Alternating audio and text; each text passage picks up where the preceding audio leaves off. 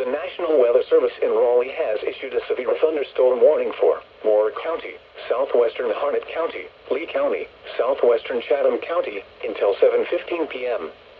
At 6:28 p.m., a severe thunderstorm was located near Carthage, moving east at 20 miles per hour. Hazard, 70 miles per hour wind gusts. Source, radar indicated. Impact, expects considerable tree damage. Damage is likely to mobile homes, roofs, and outbuildings. Locations impacted include Sanford, Southern Pines, Carthage, Pinehurst, Whispering Pines, Broadway, Robbins, Foxfire, Taylortown, and Venice. This includes United States 1 between mile markers 69 and 77. Remain alert for a possible tornado. Tornadoes can develop quickly from severe thunderstorms. If you spot a tornado, go at once into the basement or small central room in a sturdy structure. For your protection, move to an interior room on the lowest floor of a building.